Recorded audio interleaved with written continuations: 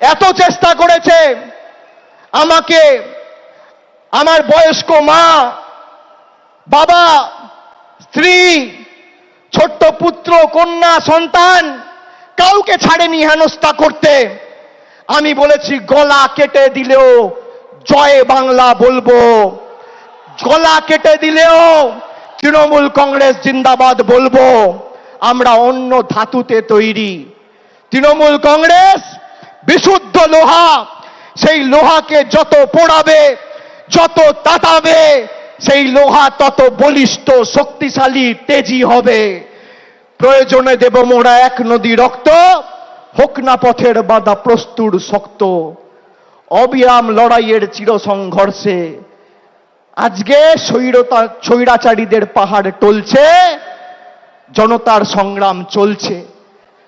আমরা শপথ নিয়েছিলাম যারা বাংলাকে ভাতে মারার, পেটে মারার ষড়যন্ত্র করেছে শরীরের শেষ রক্তবিন্দু পর্যন্ত, তাদের উচিত শিক্ষা দিয়ে বাংলার মানুষের সমর্থনকে পাথেয় করে এই লড়াইয়ের শেষ দিকে ছাড়ব।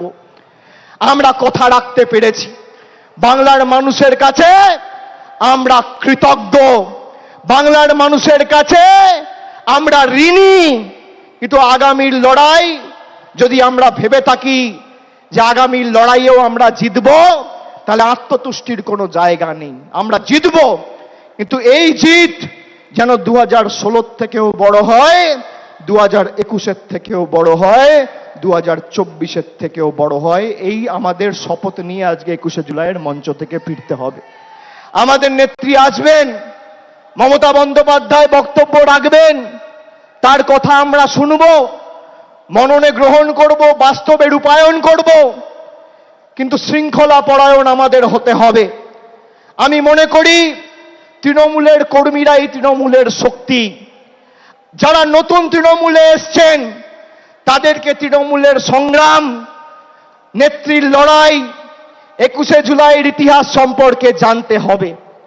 আর পুরনোরা যারা আছেন তাদেরকেও নতুনকে সাথে নিয়ে আগামী দিন দলকে আরো শক্তিশালী করার জন্য মাঠে নেমে লড়াই করতে হবে।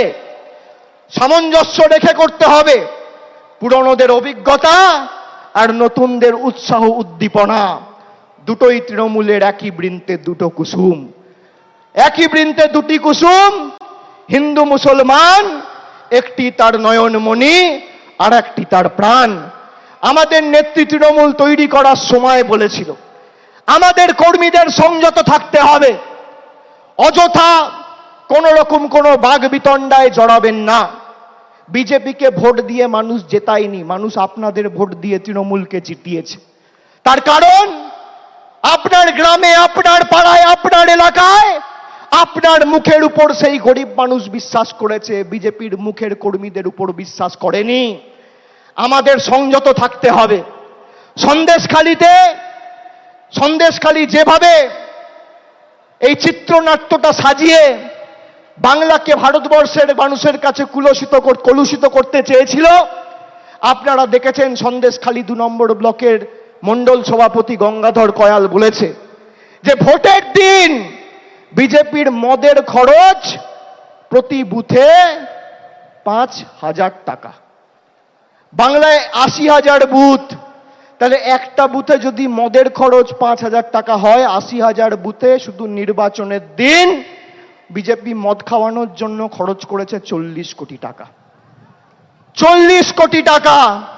আর মমতা বন্দ্যোপাধ্যায় 100 দিনের গরিব মানুষের টাকা, যা নরেন্দ্র মোদীর কেন্দ্রের সরকার বন্ধ করে রেখেছিল, 3,700 কোটি টাকা দিয়ে প্রায় 59 লক্ষ গরিব শ্রমিকের ব্যাংক অ্যাকাউন্টে সরাসরি টাকা পৌঁছে দিয়ে কথা রেখেছে। এটাই পার্থক্য।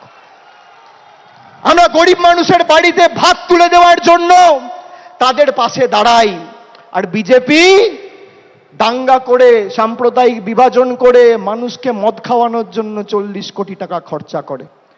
আপনারা ভাবছেন 40 কোটি টাকার মদ কে খাবে? পাড়ায় গিয়ে, এলাকায় গিয়ে, গ্রামে গিয়ে দেখবেন ডান দিক, বাঁ দিক, সামনে পেছনে তাকালে আপনার এলাকায়, আপনার বুথে, আপনার গ্রামে, আপনার পাড়ায় কোনো ভদ্রলোক, সভ্য লোক বিজেপি করে না। সব মাতাল, মদ, দুর্নীতিগ্রস্ত, চোর, চিটিংবাজ, সব বিজেপিতে। সেই কারণেই তো মানুষ এদের বর্জন করেছে। আর জনগণের গর্জন কি?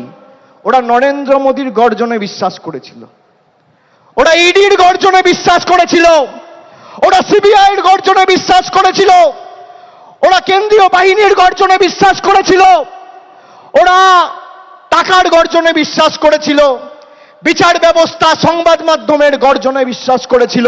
আমরা গরিব মানুষের গর্জনে বিশ্বাস করেছিলাম। জনগণের গর্জন কি আজকে ভারতীয় জনতা পার্টি বুঝে গেছে। আর আমি আর একবার তৃণমূল কংগ্রেসের সর্বভারতীয় সাধারণ সম্পাদক হিসেবে আপনাদের কথা দিচ্ছি যে যারা এই নির্বাচনে পঞ্চায়েত বা কাউন্সিলর বা মিউনিসিপ্যালিটি চেয়ারম্যান ভাইস চেয়ারম্যান থেকেও মানুষকে বোঝাতে অক্ষম হয়েছেন বা তাদের নির্দিষ্ট এলাকা থেকে প্রত্যাশিত বা আশানুরূপ ফল হয়নি, একইভাবে আমরা টাউন সভাপতির বিরুদ্ধেও ব্যবস্থা নেব, মিউনিসিপ্যালিটি চেয়ারম্যানের বিরুদ্ধেও ব্যবস্থা নেব। গ্রাম পঞ্চায়েতের ক্ষেত্রে প্রধানের বিরুদ্ধেও ব্যবস্থা হবে, অঞ্চল সভাপতির বিরুদ্ধেও ব্যবস্থা হবে।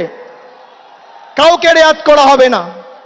একটা কথা আপনাদের দিতে হবে, দেবেন দেবেন আমি যে কথাগুলো বললাম গ্রামে ফিরে 10 জনকে বলবেন বলবেন আর যেভাবে মাথা নত না করে লড়াই করেছেন, আগামী দিনও মমতা বন্দ্যোপাধ্যায় তৃণমূল কংগ্রেসের জন্য লড়বেন তো? বাংলার স্বার্থে লড়বেন তো? লড়বেন তো? লড়বেন তো?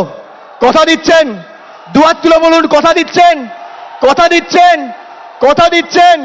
কথা দিচ্ছেন? আগামী দিন খেলা হবে, খেলা হবে, খেলা হবে, লড়াই হবে, লড়াই হবে, সংগ্রাম হবে, আন্দোলন হবে, বিজেপিকে উপড়ে ফেলা হবে, মানুষের স্বার্থে লড়াই হবে। কথা দিচ্ছেন তো? আমরাও কথা দিচ্ছি, যা কথা আমরা দিয়েছি শরীরের শেষ রক্তবিন্দু পর্যন্ত কথা পালন করব। প্রত্যেকটা দেওয়া কথা আমরা পালন করব। আমি বক্তব্য দীর্ঘায়িত করব না।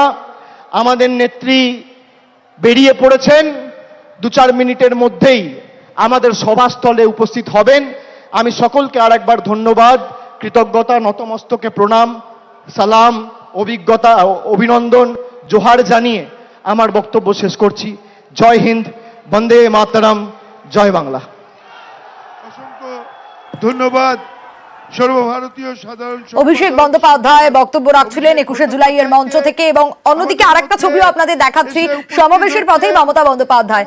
আর কিছু মুহূর্তে অপেক্ষা, তারপরই এত কর্মী সমর্থক তারা এসে উপস্থিত হয়েছেন একটাই কারণ, যাতে দলনেত্রী কি দিক নির্দেশ করেন সেদিকে তার বক্তব্য শোনার জন্য। আর কিছু মুহূর্তের অপেক্ষা, তারপরেই মমতা বন্দ্যোপাধ্যায় পৌঁছবেন 21শে মঞ্চে। এতক্ষণ অভিষেক বন্দ্যোপাধ্যায় বক্তব্য রাখছিলেন। মুক্তি সূর্য মমতা ব্যানার্জি